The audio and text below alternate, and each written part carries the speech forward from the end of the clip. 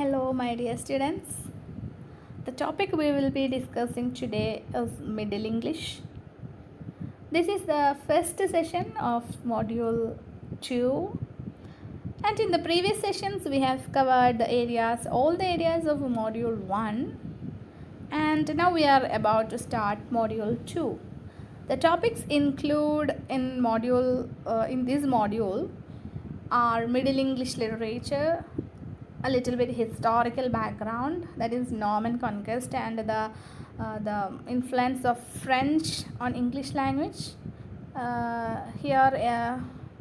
During Middle English period, there are influence of French on English language, because after the Norman conquest of 1066, the Normans, that is the French-speaking people under William the Conqueror, came to power, and as a result, there were influence of French on English language, and the other portions, the rest of the portions include the characteristics of Middle English language, Middle English, then decay of inflections, laws of grammatical gender, impact of Bible translation, then contributions of major writers, particularly Chaucer, and the rise of Standard English. These are the topics we are going to study in detail in Module 2.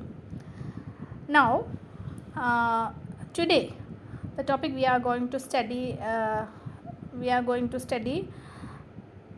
is Middle English and the historical background and the chief characteristics of Middle English. Okay. So, as you know, Middle English period began with the Norman conquest of 1066. The historical event that marked the beginning of Middle English period is the historical event that marked the beginning of Middle English period was Norman conquest. So the Norman conquest had a very significant role, or it had a far-reaching effect on English language and literature. We have all this historical background we have already discussed. I shall repeat again here. After the Norman conquest, William of Normandy came to power, and William of Normandy favored French. And as a result of this, the French gained much significance in Britain, and gradually English was replaced by French.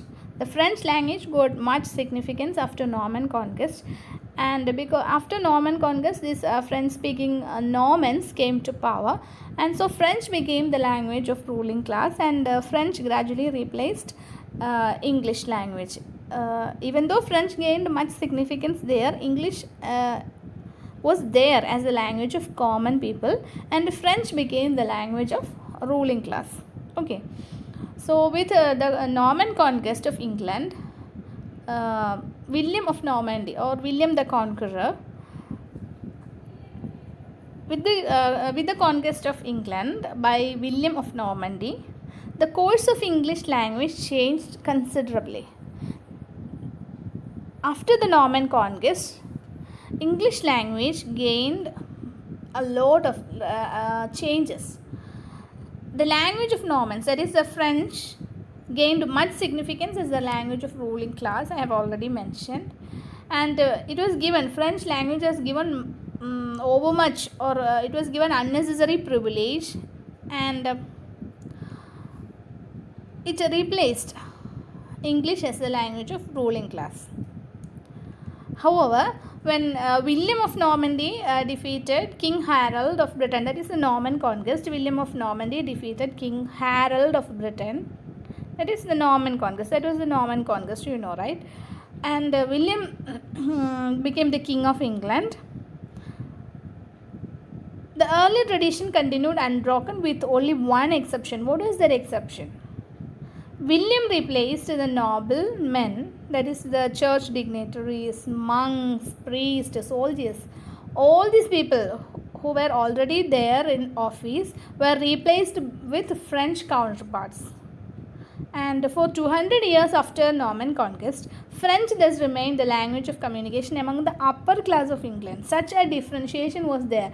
French became the language of upper class, and in addition to that, those who had high aspirations learned French also.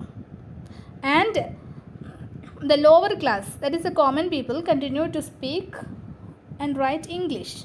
Hence, the distinction between these two languages, or those who spoke these languages, that is English and French, was mainly social, and English was gradually reduced to the status of a language of the inferior sections of society.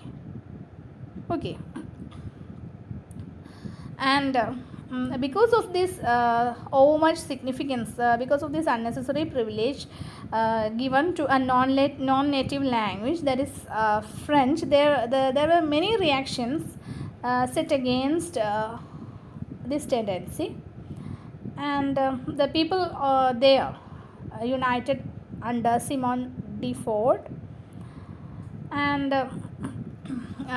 during the reign of after William, Henry III came to power, and during his reign, reaction set against this tendency, because Henry elaborated his French connections, and he welcomed a lot of French people in large numbers to Britain, and he dismissed the English officers from his court completely, and he appointed men from France in their position, in their office. So this became a fact of national sentiment. This aroused a national sentiment among Englishmen, and they get united, and their motto was England for English. That became their motto. They got united, and they start protesting against these favors bestowing upon the French language. The barons and the middle class united under Simon de Montfort on this common ground of opposition to foreigners. The Baron War that took place in the wake of the formulation of the provisions of Oxford was the outcome of this opposition. So, there were many protests against the favors given to French language, and later,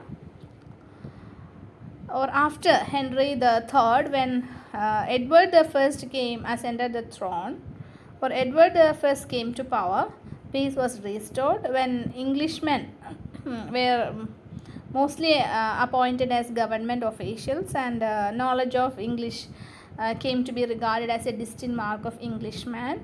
The lower status or the degraded status that was bestowed upon English was removed, and as a result, peace was restored in England. This is a historical background. You just know all these things, then only you can understand the rest of the portions. And from these portion also we can expect questions, or while writing the French influence and all, you have to mention this historical fact also. Okay. Now, the Middle English period. You already know that Middle English period began with Norman conquest, that is 1066, that is 1100 to 1500. The Middle English period is often regarded as a transition between Old English and Modern English. Middle English period, it's a transition between Old English and Modern English. The West Saxon dialect was the standard literary language of England in the Old English period. We have dealt with the Old English dialect in detail, that there were actually 4 main dialects, and West Saxon dialect. Among those 4, West Saxon dialect was the standard literary language, and the Norman conquest reduced all the English dialects to the common level of unimportance. Among the four dialects that were there during the Old English period, West Saxon dialect was considered as the standard literary language. It was given much significance, and with Norman conquest, all the significance given to English was reduced to a level of unimportant. It was given a low status. Okay. Now about dialectal diversity. When Middle English period began, England did not have a standard language because the English language was given only a degraded position, and it was considered something unimportant. So England did not have actually a standard language at the beginning of Middle English period, and there was a variety of dialects, and English wrote in the dialects they spoke. There were, note this point, there were four main dialects in Middle English. They are Northern, East Midland, West Midland and Southern. Middle English had got four main dialects. They are Northern dialect, Southern dialect, East Midland and West Midland. These dialects of Middle English, that is the Northern, the East Midland, West Midland and Southern, were natural development of those of the Old English period. There were four main dialects during the Middle English period, and these four dialects during the Middle English period, that is Northern, East Midland, West Midland and Southern, it was a development of the Old English dialect, but they were known by different name during Old English period. But the name got changed, but it was a further development of the Old English dialects that happened during the Middle English period. Okay, Northumbrian was called Northern. The Old English dialect Northumbrian was called Northern in Middle English. Mercian was called Midland, and West Saxon and Kentish were together known as Southern dialect. Okay, Mercian was called Midland, East Midland. It was one of the prominent dialect during Middle English period, East Midland dialect. Clear? So, in short, Middle English period had four main dialects like that of Old English. They are Northern, East Midland, West Midland, Southern, which were a further development that happened to Old English dialect, and among these, East Midland has gained much significance. Clear? Okay. Now about East Midland dialect. The East Midland dialect.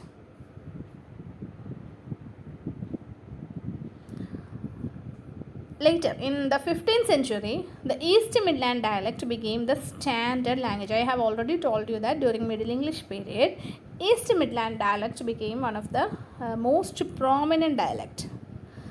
It became the standard language later during the 15th century.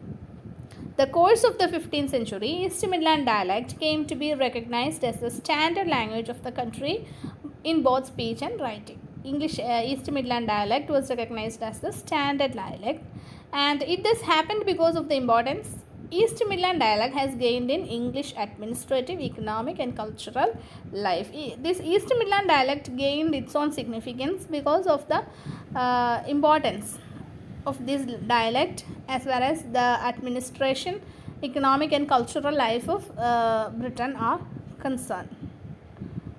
Okay. The conservative Southern dialect retained its old forms and inflections. Southern dialect, it retained the inflection that were there during the Old English period, and the Northern dialect was very progressive and it underwent many rapid changes owing to Danish settlements in that region. So the Southern and the Northern dialect had become almost two separate languages.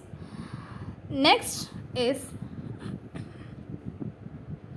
certain characteristics or associated with East Midland dialect. The East Midland dialect, which shared some of the characteristics of the two dialects, that is the Northern and Southern, it shared the characteristics of Northern and Southern, and so it is easily comprehensible to the speakers of both dialects. East Midland dialects share the characteristics of both these dialects, northern and southern.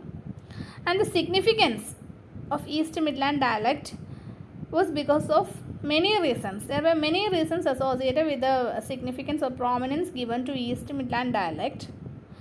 They are the most important factor are the presence of two universities, Oxford and Cambridge, that helped the East Midland dialect to establish itself as a standard language. The establishment of these two universities, or the presence of these two universities, Oxford and Cambridge, led to the establishment of East Midland dialect as a standard language there.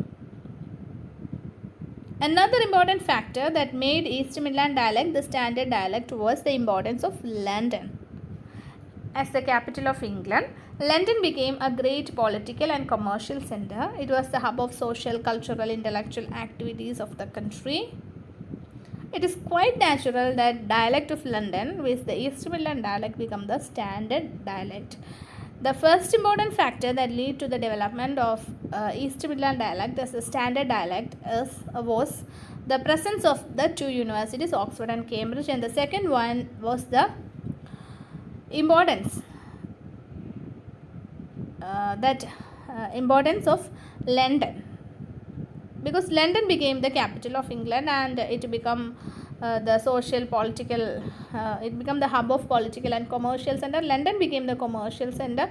So many intellectual and cultural activities took place there, and London became one of the most prominent place there. It became the capital of England, and this dialect, which was the dialect of London, gradually gained prominence and it became the standard dialect. Okay. There were also many other factors that lead to the prominence of this dialect. The next one is Chaucer. You are all familiar with Geoffrey Chaucer, right? The father of English poetry and the author of Canterbury Tales.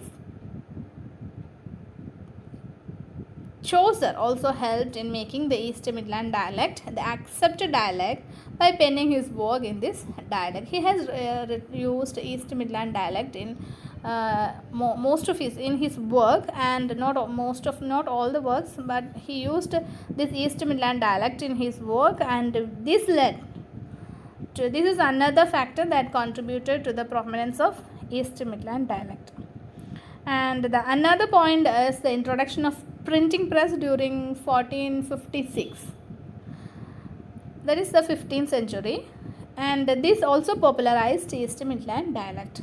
Caxton was the one who introduced printing press, the first English printer, translated, printed and published a large number of books in London dialect, and these are the factors that led to the predominance of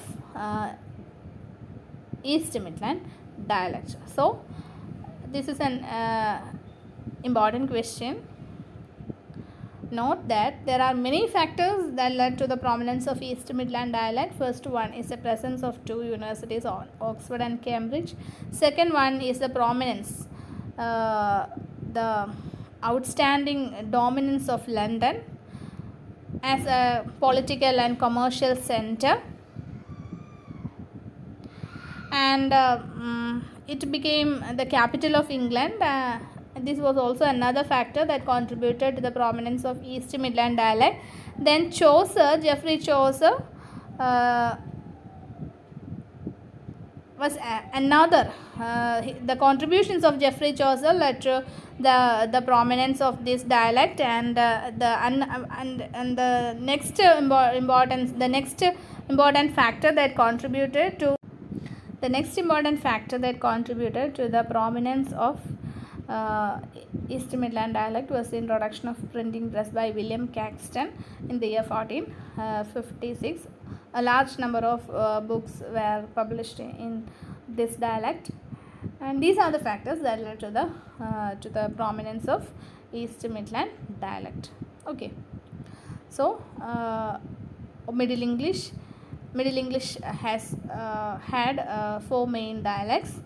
They are, what are they? They are Northern, East Midland, West Midland and Southern, of which East Midland was one of the most significant dialect, which was later established as the standard language. And there are many factors that led to the prominence of this East Midland dialect that we have discussed now. And now about the characteristics of Middle English period. The major characteristics are the decay of inflections, then loss of grammatical gender. These are the two important characteristics, or these are the two important changes associated with Middle English compared to modern English. First one, decay of inflection. Middle English is referred to as a period of leveled inflections. The inflections, there were a lot of complicated inflection system were there during the Old English period, and all these inflectional system were leveled during the Middle English period. These changes were evident in nouns, then adjectives, articles, degrees of comparison, preposition, syntax and the like. So first, noun. First of all, there was a tendency to level all vowels of final accented inflectional syllable under E. The distinct endings such as U, the distinct endings of word endings like U, E, an, on, etc. These endings were reduced to uniform E. These different inflectional systems were modified to suffix E. All these endings, it was unified. All these endings, like during as far as nouns are concerned, there was a tendency to level all the final accented inflectional syllables to almost all the final accented inflectional syllables to E. The distinct endings such as U, A, E, an, on, etc. All these inflectional syllables and unaccented inflectional syllables were uniformed to E, and which later modified to the suffix E. All these case distinctions disappeared except that of genitive. All the case distinctions were disappeared, but genitive persist. Genitive case continued. What is genitive? Genitive, it's a noun case which is used to show possession. Noun case that is used to indicate possession is called genitive or genitive case. All the case distinctions disappeared during Middle English period, but genitive case continued. The genitive was indicated by es ending, from which we have the suffix s in modern English. In most of Middle English dialect, en became the accepted plural endings. Genitive case has the suffix es or es ending, that later modified to s in modern English. In order to show possession, we write s, right, apostrophe s. And during Middle English period, plural ending was indicated by en. And during the course of time, that is in modern English period, these inflection also disappeared.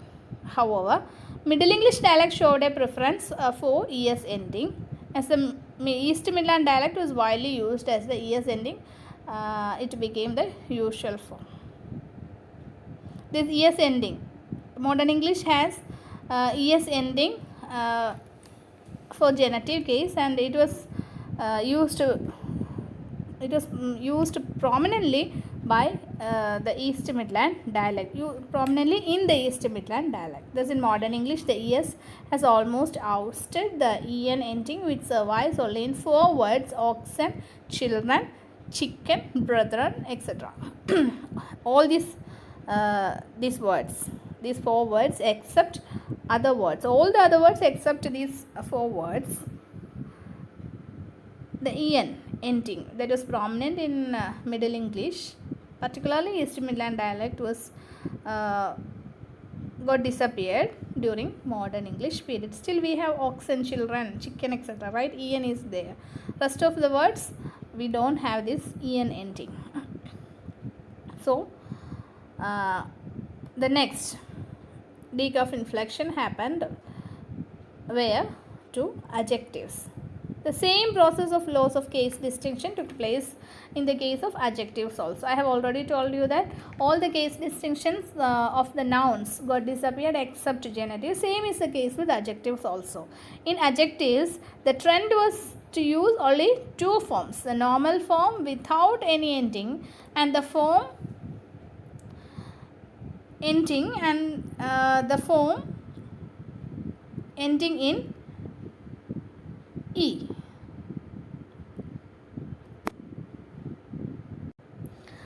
As far as adjectives are concerned, only two inflectional ending were there. Either they use the normal form without any ending, without any inflection, particular inflection, or only a form having the ending E. For example, in Chaucer, there are words like fair voice, fair, F-A-I-R-E, fair, fair forehead and fair voice. That fair forehead, there for that in that fair, F-A-I-R, there is no inflectional ending, and fair voice, E is there. These two types of inflectional endings were there during Middle English period, and all the other inflectional system got lowered, reduced, disappeared during Middle English period. Okay, the next change to inflection happened to the definite article. So Old English, say, pat and co were reduced to that. The later became an invariable definite article, and that became a demonstrative. The definite article in Old English, say, pat, co, that were reduced to the and that. Old English had so many articles, inflectional systems, etc. Old English we had say, pat, co, etc. that were changed to reduce to that.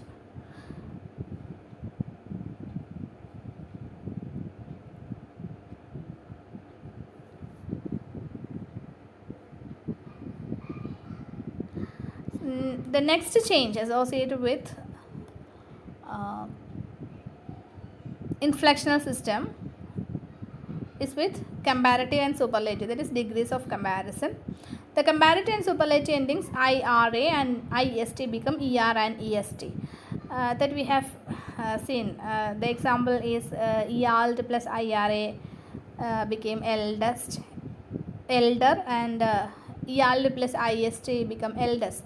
This example we have discussed in the previous session.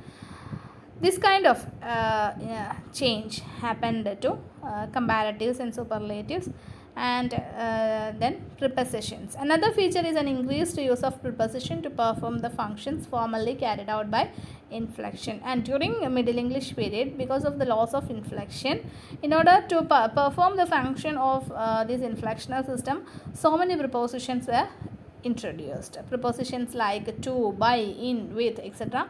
came to be more widely used. So many prepositions were used in order to perform the functions of inflections. And then next is syntax. As the inflectional system disappeared, syntax, that is a word order, became more important. Inflectional system were there instead of word order. Now during Middle English period, word order or syntax were given more importance, and it became more rigid. In Old English, example, in Old English one could say kinning have they Michel J. Hand. I am not sure whether this is the actual pronunciation. I think it's not, because we can't understand and we can't read all the English language properly. The meaning of that thing is the king held a great council. But to emphasize great council, the sentence could be written by writing that word Michel in the first place itself without any change in meaning. But this is not possible in modern English. In order to give emphasis to particular sentence, we are not supposed to write certain particular words in the beginning. We have a word order. We have a proper syntax in modern English. This was possible in Old English, but now in modern English it was not possible to change the word order or syntax, because inflectional system were there during Old English period. It was not given much significance. Word order was not given much significance, but now the case was different. So instead of inflectional system, modern English use syntax or word order. So this is about laws of inflection. Laws of inflection happen to nouns, adjectives, articles, degrees of comparison also changed. Then preposition, large number of prepositions were introduced. Then syntax was given more significance than in order to perform the function of inflectional system that Old English had. In order to perform the function of inflectional system, a large number of the syntax or word order was given importance, and prepositions were there to perform the function of inflections. Word order was given or syntax was given more prominence during modern English period.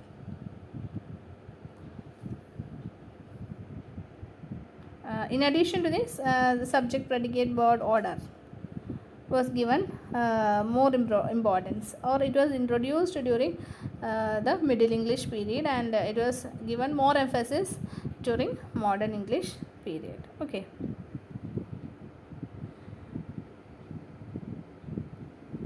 Now laws of grammatical gender. Laws of grammar. The next characteristics of Middle English is the laws of grammatical gender. Another important development in Middle English was the substitution of natural gender for illogical grammatical gender. Illogical grammatical gender was replaced by natural gender during Middle English period.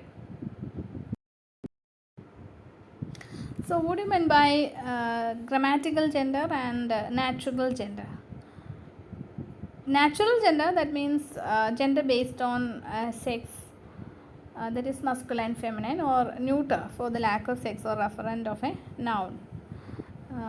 Example, for a female pronoun, girl, for example, the word girl, it's feminine, right? So we use a feminine pronoun she. And the word boy is masculine, so we use the pronoun he. And for words like a table, chair, tree, etc., neuter, so use neuter pronoun for these words. Okay, this is natural gender.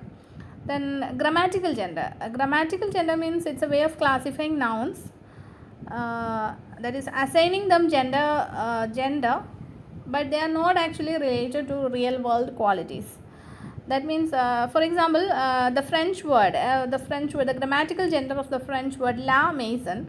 La maison means modern English word the house. The house is the house is a modern English word for that word, that French word la maison. La maison, the house. It's classified as feminine. But another word for the book, the French word for the book is le livre. It is classified as masculine. That is, it was not based on the real world qualities or anything, but certain words are assigned a particular gender. That's grammatical gender. Okay. So there are many factors that are responsible for this transformation. That is the omission of illogical grammatical gender with natural gender. What are the factors that led to this transformation? That is, first one, English, like all languages, is primarily a spoken language, and grammatical correctness could be preserved only in written language. It is possible to preserve this grammatical gender or grammatical correctness in written language only. In spoken language, it is not possible, because Such kind of a complicated gender system will be really difficult for ordinary people. It is really difficult for ordinary people. So during Middle English period, it was forced to use a more rational system based on natural gender. This is the reason why natural gender was used instead of grammatical gender. There are also many other reasons behind this transformation. Another reason is the direct influence of French on English. That is, during the Norman conquest, French and after the Norman conquest, French and English were used side by side. That is, French was used by the ruling class and English by the ordinary common people of Britain or England.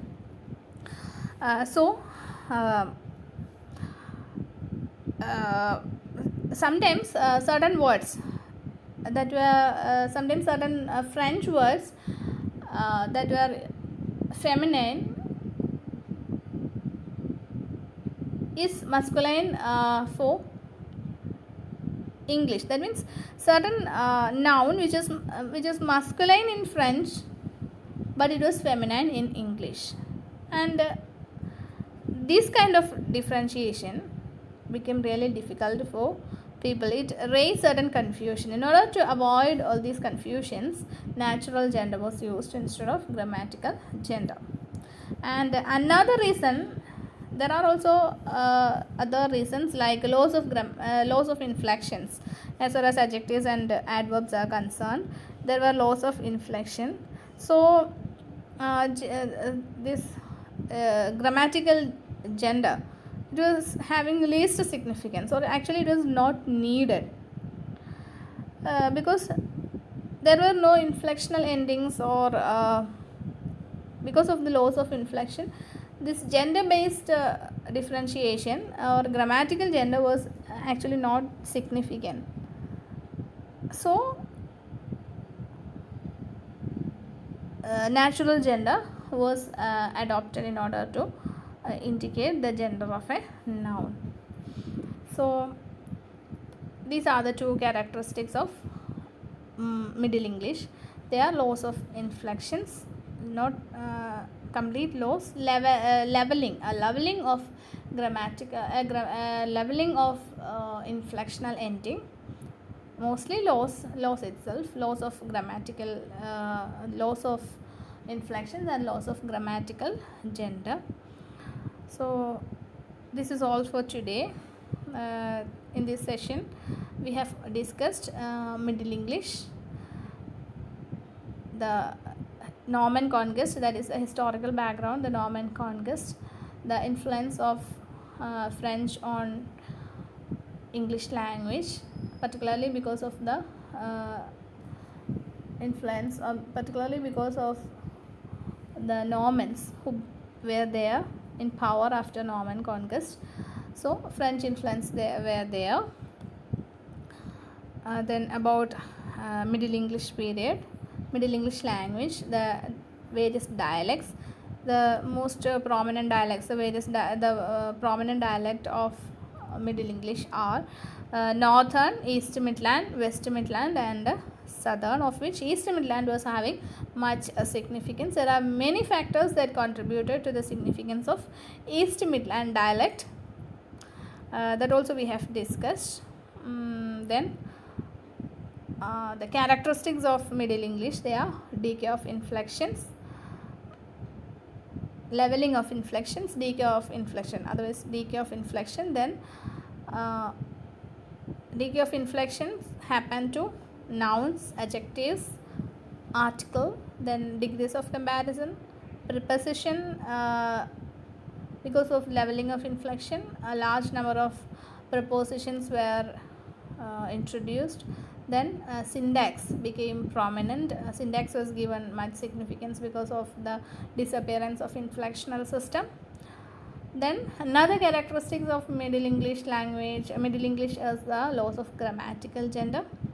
So this is all for today. Listen to this video, read your notes.